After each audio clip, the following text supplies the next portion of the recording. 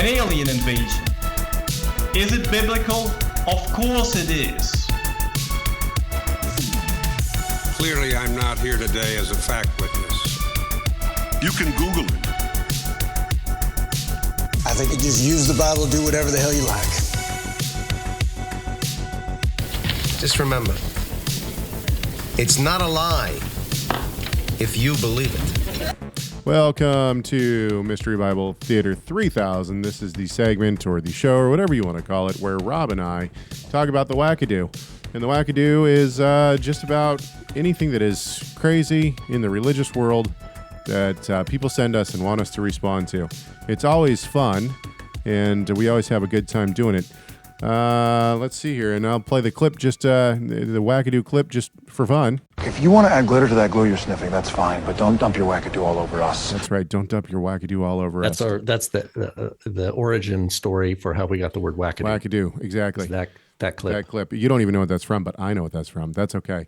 Okay, so today we have a very special video. Rob has no clue. I have not prepped him at all.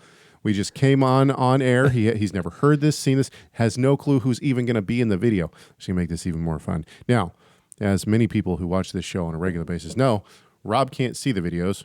Just part of the fun. He can only hear the videos. But I'm pretty confident he's gonna know this one right away. If you have a video that you want to send us before we jump into this video, if you want to send us something, go ahead and do that. See Hegg at TorahResource.com. We prefer videos over audio. However, we will take audio. Today's clip, it comes with some written interaction. Actually, I was going to surprise Rob with the clip, but we actually do have to read the interaction, so he's going to know exactly what we're talking about before we jump in. Here's what what our friend Kyle writes in and says. He says, "Hey, Caleb, I am not sure you still have the emails from our last discussion. To jog your memory, I had accused you, Rob, and Tim Hegg of teaching that the church teaches that the law is done away with. You objected, and we came to an understanding that apart from a few things in the Torah, the church still believes it's applicable today. Baptists being Sabbatarians for change the Sabbath to Sunday." Okay, so I'm gonna jump in here and tell our listening audience a little bit about what the argument is, in case they are unaware. So basically, within the Torah movement at large, and you can put whatever label you want on that. You can say Hebrew roots, you could say Messianic, you could say pronomen, you could say whatever. It is the mainstream to accuse the church of saying that the church believes the Torah has been done away with. Now, this is common language, admittedly, common language, and I've used this language before. And the point here is simply that the church doesn't believe that the law has been done away with. At least for the most part, the church does not believe this. There are some woke churches these days who believe there's no law, but ultimately, if you ask someone, is it okay to cheat on your wife? What's the answer? No, of course not. What about lying? No, of course not. What about slander? No, of course not. Can you hate your neighbor? No, of course not. So, I mean, obviously the law is still in act according to the church, right? And this is something that we've hashed out many times. And I have said recently, probably... Well, there is one answer, though. People will say, oh, no, it's done away. And then whatever is reinstated in the New Testament, that is the only law. Right. Okay. Good. So this is actually one of the arguments that some Christians tend to use.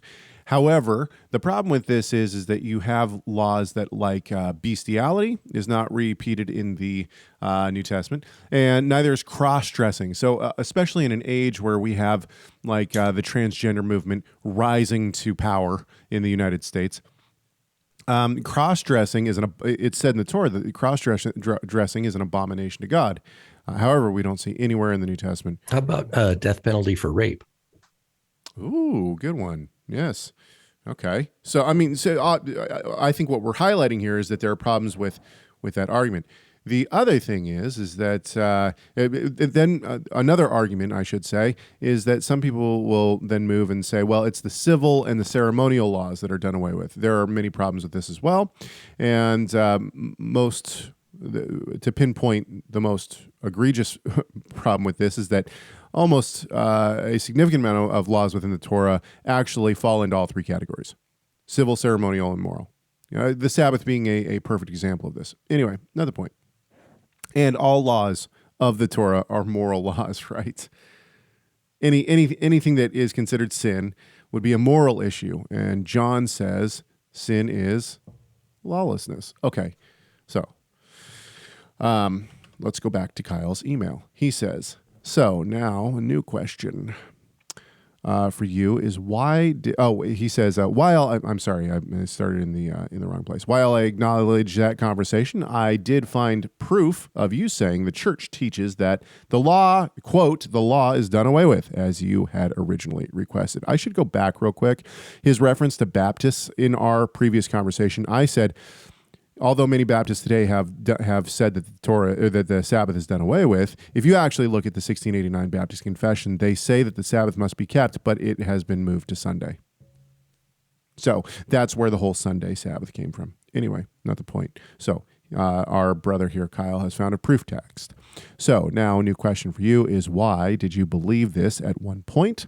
I too believed this until I started looking into the confessions. It seems I can only find this teaching in churches of Christ and possibly other mainline denominations, not to include non-denominational churches. Let's go to our clip of the day, which is actually us. Here we go. Let's keep going.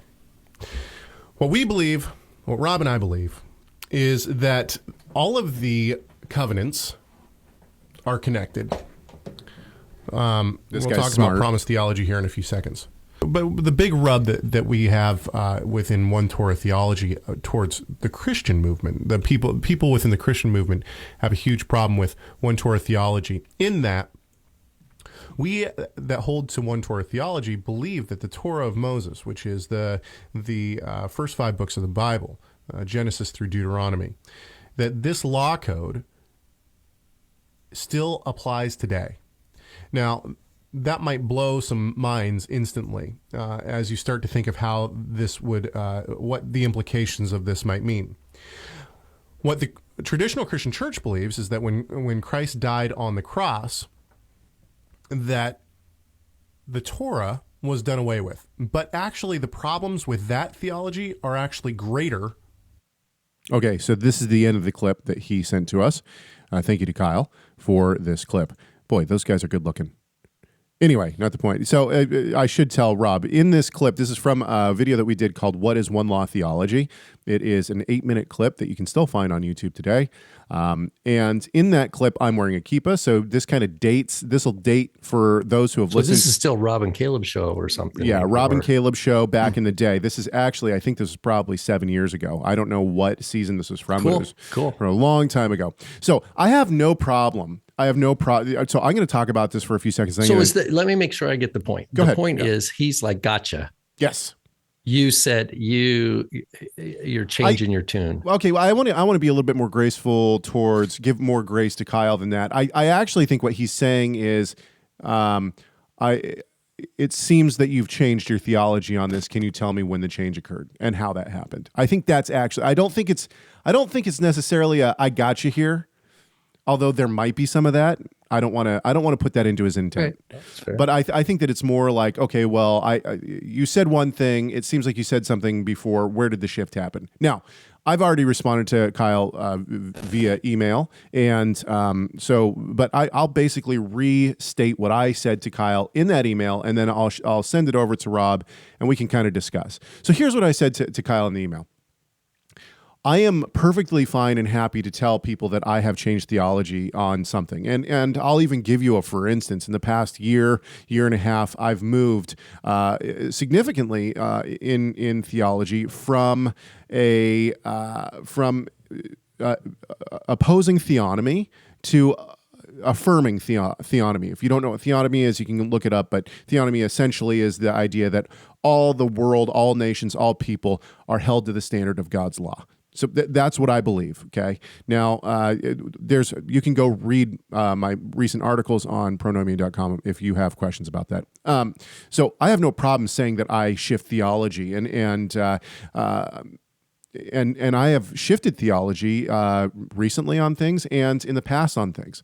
Now, with that said, I don't think this is actually a time where I've shifted my theology.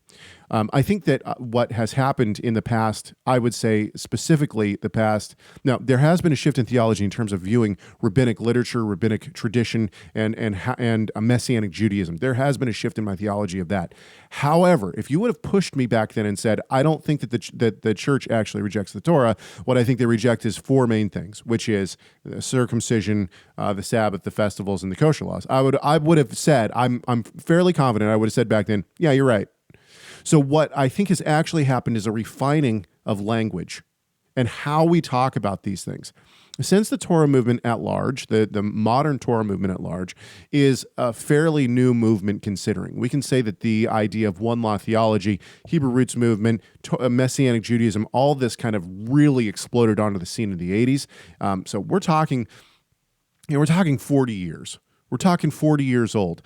So there is a refining not only of the theology itself, which I believe is happening, and I think that what we're starting to see now as this is refined is a zeroing in on solid foundational doctrine as opposed to kind of the nonsense that's out there, right? And we're actually starting to bring this into what I would consider almost a reformation or a mainstream doctrine within the church. And so I would say, now, I admitted to Kyle in my response to him that there is actually more to this conversation that could be had. And this might be something that we could talk about today or at a later date, which is if we start to get into more of an eschatological idea, an end times idea, and I know that I'm talking a lot right now, but I do want to pass this over to Rob here in just a second.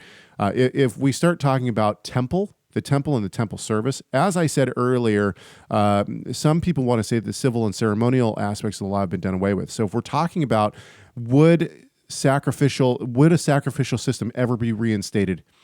I would say, yes, I see that in the scriptures, and I see the Prince, which I believe is actually Christ. I see that as I see him instating that and running that essentially in later times. So I see that somebody within what I would consider a mainstream Christian belief, Baptists included, would say absolutely not. That's heresy. That's spitting on the cross of Christ. So. Maybe, Rob, I'll hand this to you now. Maybe you can describe how your thought pattern or maybe a refining, maybe even a shift in theology has happened in the past 10 years. We've been doing this show for 10 years.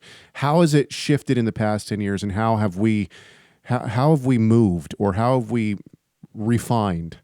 Boy, that's a good question. I think for me, I don't know that I've had any real in terms of doctrinal shifts. I think when it comes to getting that initial feedback from the first couple of years where it's like, okay, we're pissing people off. and then to say, okay, I'm going to take that seriously, that feedback. It doesn't mean that I'm going to try to avoid controversial statements. Right. So, I think there's a personal refining that I've been through. Is like, okay, am I choosing battles correctly? Are we choosing good battles where truth needs to be spoken unapologetically? Look, we don't care if we're gonna hurt your feelings. We need to speak this.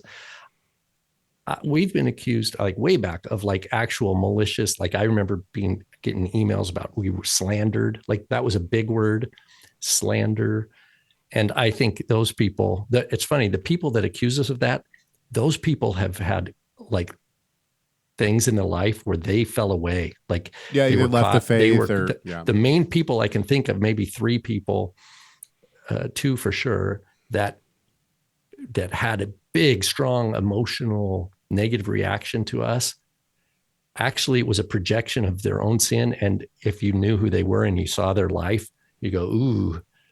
And where they're at now. Where they're at now. They had bigger problems that they were concealing at the time. And so I look back and it's like, I don't really hold anything against them. They were covering up sin elsewhere, and they were just projecting. It wasn't really personal. Yeah, working their own thing out, right? Yeah. So that in a way, I'm not happy when with that, it doesn't bring me joy to see this kind of thing happen in other people's families. However, I do appreciate it's like, you know what? Yeah, I think it's the Lord's wisdom that I didn't just jump in and just start listening to somebody else's complaints and just try to chase after them and make sure they're happy. Pander to them, yeah. A friend told me, he's like, Jesus never chased after anybody. And I'm like, that's true. He never did. Jesus didn't. He didn't chase after people. Oh, come on. Come on. What do I got to do? Just believe me. What do I got to say? So that's not the Messiah. That's not his attitude. So, I don't know. Is this touching on to some of the? Yeah, no. I think for me I think everyone can see. All you have to do is watch the video that we just played. I'm wearing a kippah. I might look the same in terms of my physical appearance, but ultimately, I've taken the kippah off, and so that right there, I think, marks a pretty significant new understanding in my practice. I don't know if I would say it's a huge theological shift, although there is theology attached to it, of course. Mm-hmm. I don't think I think my practice has changed significantly. So that would be number one.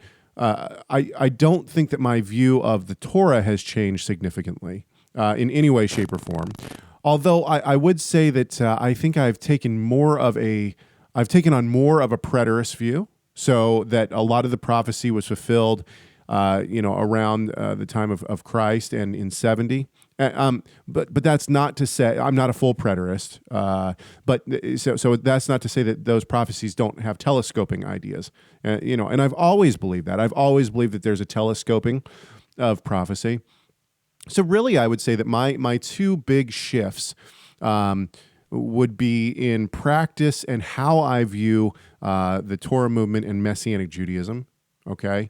But also a significant refining of language. I think that one of the things that I've tried to do is really hone in how I'm using language, especially in reference to, and this is, I think, what Kyle in his email has really touched on, is especially when talking about the Christian church. We, just at the real broad brushstrokes of the Christian church. Yeah. On that note too, I think, realizing like Calvinism, the term Calvinism, it resonates differently in different spheres. And I think it's like, I'm more ready to say doctrines of grace. Right. I'm more ready because it's more accurate. Sure. You know what I mean? And it helps bring clarity. So I would agree. I think I've also been through a similar process of like, okay, what words are most clear? Because we want to remove noise. And some of the feedback we've gotten is like, okay, we need to refine our language because, specificity is required in these areas. And obviously people are, I remember we talked about Hebrew roots and we were using that term, or was it Hebrew roots or was it, what was the term? Was it Hebrew roots? Yeah. That didn't go well. And we were like, oh, why didn't it go well? Well, we realized that it's almost like any language, there's dialects, depending on which like geographical region and what people, the same term is going to have slightly different meanings, valence to it. It's going to pop differently. And so that's been a learning curve. And I don't know how we could ever learn those things without having this forum where we're regularly sending out a signal weekly, boom, boom, over almost 10 years now, or not, pushing close to 10 years, and getting this feedback and then being able to look at all, how's the signal going out and what's the receptivity been and where can we see, we're just fine tuning, it's just like EQ, we're just going to. I think that also, we talk about 10 years, thinking about 10 years, that is a long time. When we started the show, I had just had my first child. Ben was just newly born. I was 31 years old. I'm now 41 years old. I have 4 children, right? Even then, there's been a significant. Caleb, you're the age I was. Right when we started. I'm 10 years. Yeah. Yeah, and so the interesting thing is that also if I think about what has happened to me in terms of my education and my theology in the past 10 years, there has been some significant moments of clarity that have come. You know, for instance, when the last time that the ETS and SBL was in Atlanta, I picked up a little book, and it was the 1689 Confession. Baptist Confession. It was this nice little fake leather-bound little pamphlet, right? And I bought it for, I don't know, $7.50 or something. Had never read the 1689 Baptist Confession. And the funny thing is that I did not read it then either. But I had it on my desk for about... I remember seeing it. It's like a little leather covered thing. I remember about seeing that. 3 or 4 years I had it on my desk, and finally I picked it up and read it. And that was kind of that kind of helped, I think, actually enlighten me on the idea of, hey, you know what, the Christian church, and you know, this might once again be what Kyle is picking up on, is there might have been a little bit of a aha moment of, you know, we shouldn't be using these broad terms like the church believes, or the Torah has been done away with, or things like this. We need to refine. So anyway, I hope that helps people a little bit. If you want us to talk about a video, please send in a video. You can send them to chegg at TorahResource.com. Send us the Wackadoo. Send us the things that you're confused about. The weirder the better for these kind of videos. We like that kind of stuff. And also, today's was really weird. Really weird, but those guys were good looking. And don't forget to subscribe. It really does help us. And not only that, but it'll let you know when we have new videos come out, and you'll never miss one of them. And that's not just for the Mystery Bible Theater 3000. That's also for all of our videos that are released throughout the week. All right, we hope that you've enjoyed this one, and we look forward to the next video here on Mystery Bible Theater 3000.